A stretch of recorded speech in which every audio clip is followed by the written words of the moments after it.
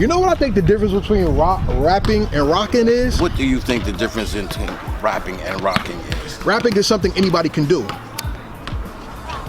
To rock a crowd, rock a song, rock a stadium, rock a mic takes not only presence, it takes a certain amount of what they used to call chutzpah, which means you got balls, pause. Which means that you are somebody who takes control and bends your will to whatever the microphone does.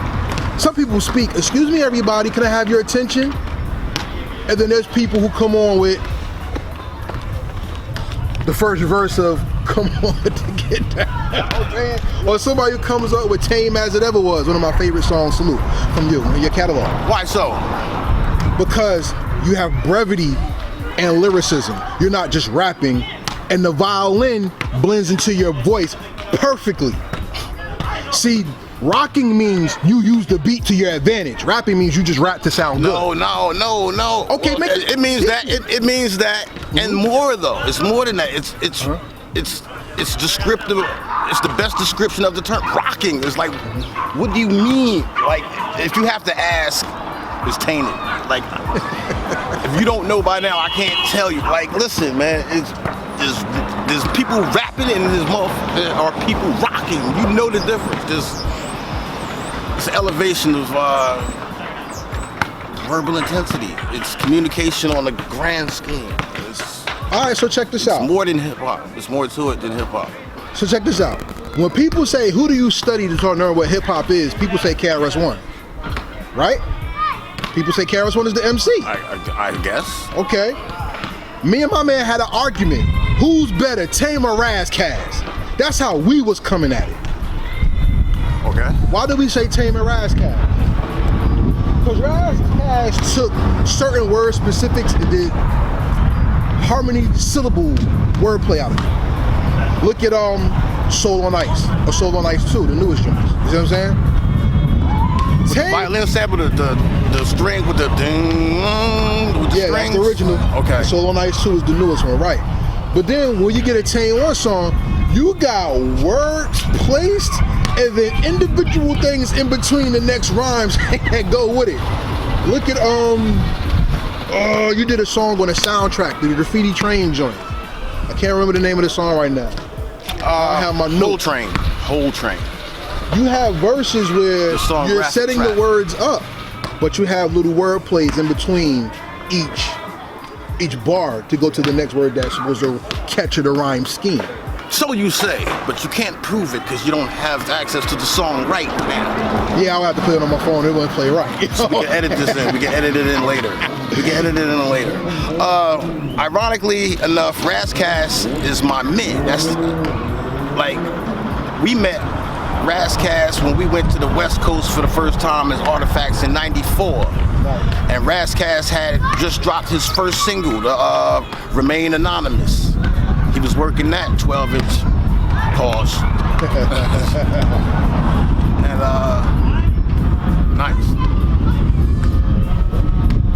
And Ras Kass is dope. I don't take nothing from no other MC. I was influenced by Ras Kass. Yeah, we all were.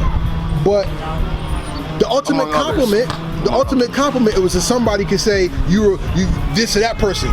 Because you remember when you were younger, right? And everybody was like, that's my car, or that's my car. Mm-hmm. That's how we played the MC game. That's my MC. Yeah, we do it too, and we do it too. You know what I mean? Yeah. So, once again, Immaculate Conception, 1995, 96. Me and one of my best friends in the world, shout out to Simply Put. It was,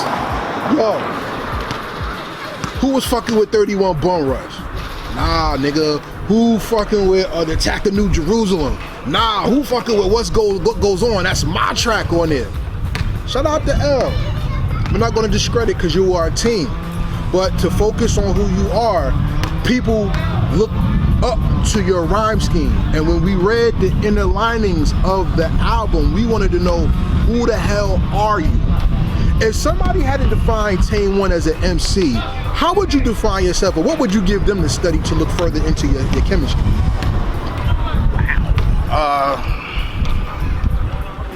I would tell them to do their homework. Mm-hmm. Go back and find those records. The Come On With The Get Down remix first featuring Busta Rhymes. I'm the first rapper on it. Then it starts off, it goes dun da dun, then I go da da da da da da. I transmit the fatness over whackness with the Campbell blunts and matches. Other rappers try to catch us, but I roast them up for practice. Act like you knew or you'll be through in your division. I've been waiting and watching for you to fuck up your position, man. Listen, isn't this some shit for niggas' asses?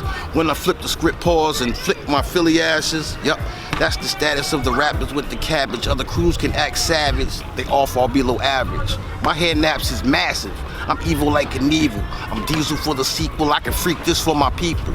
Cigars like Bill Cars represent one love like Nas. Think his rap is my job. Tame the terror, drops the bomb on the move fakers. Now I'm stable making papers, ain't gonna be no motherfucker stealing bread from up my table if I'm able to feed those who need, then proceed. For those out for greed, take heed and get these. Come on with the come on, get down with the get down. Yo, classic bars, classic. See, the thing about being classic is when you make a statement, that's when the eyes of the people finally wake up. When we bought the Artifacts first album, me and my man Sent, it was like lights out. Because when Wrong Side of the Tracks came out, come on, y'all had Hot 97 on a whole nother level playing Jersey hip hop. You know what I'm saying? It was like, yo, you're from North, that's out right now, yo, what is one? You know, come on. How you figure? I ain't had no radio play. I ain't had Artifacts ain't get no major spins. Doesn't matter. It does matter. Yeah, to the industry. It does matter. To the industry, but to us who loved it, I don't care if they played your song at 3 in the morning or 3 in the afternoon. It was a statement. Let me tell you a quick story about me to tell you how important you were to me. Y'all actually used the actual show on a skit on the second album where the girls call up to Angie Martinez, was Battle of the Beats, and they say, oh, what is boy, those my niggas from North, we went to Artifacts, and then the Ultimate came on. I listened to the actual show, so when it was on the album, I was like, oh shit, you know what I'm saying? So that means hip hop was livable, it was breathable, it was something that I could see rather than something that I just experienced. You see what I'm saying?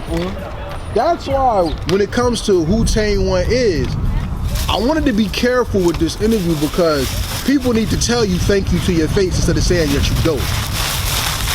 Thank you. That's what I'm saying. Oh. For the record. Well, Say that. Indeed. The thing that puzzles me though is this though. What puzzles you about the heritage of hip hop? It's Hennessy. Brought to you by the fine connoisseurs of drinkers worldwide. And my thing is this: what did Come On With The Get Down remix do for y'all that wasn't there previous? Made us be able to talk about it this much later in the future. Okay. But what did that do over Dynamite Soul with Mash Skills? Because they talk about that. Is it because it's Busta Rhymes? They who? Who is they? People who swear they know Jersey hip hop. And when they talk about the Artifacts, they talk about 2 or 3 songs and then the conversation ends. That's what I'm talking about. Because I thought Dynamite Soul remix was dope too. But people who don't know will always refer to Come On With The Get Down. Because at the time, the other motherfuckers was blown up. There was competition out. Know what I mean? And there were other things going on. Part of the competition though of the game is standing on top of that mountain so people know that you're on that mountain. And people are always fighting for hits or fighting for exposure. Do you miss the days where people had to fight for exposure over people putting songs on the internet right now? No? You rather just release music and not have to do no legwork with it, really? Why? I've done so much. Okay. At some point, I like to just cruise. Like, I like to take my feet off the wheels. You know what I'm saying? After a while, you just like it. You just want to cool sometimes. You know what I mean? Sometimes you just want to. Fuck that. Oh my God. Okay. I want to ask you this. What was the difference between the Artifacts and the Brick City Kids? Shout out to Vic from the Beat Nuts.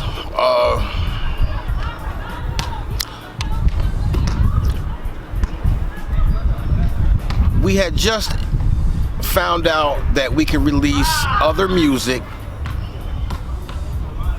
under different titles and get totally separate publishing money. So, what year was that? Rich City Kids? Rich City Kids, the single, on Raucous. Oh, on Raucous. Because Vic produced the beat. We found out that, we were still in negotiations. We were still litigated for some artifact shit that was going on with paperwork. But we discovered that, but if you guys just release this under this title, the paper trail doesn't come back to you guys, so you can't get fucked later on for taxes or other shady business practices because it wasn't under the company's brand.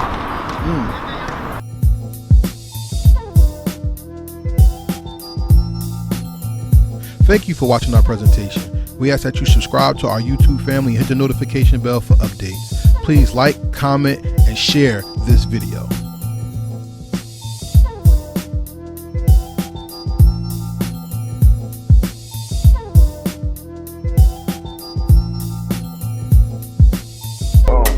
Real hip-hop. Real hip-hop. We here.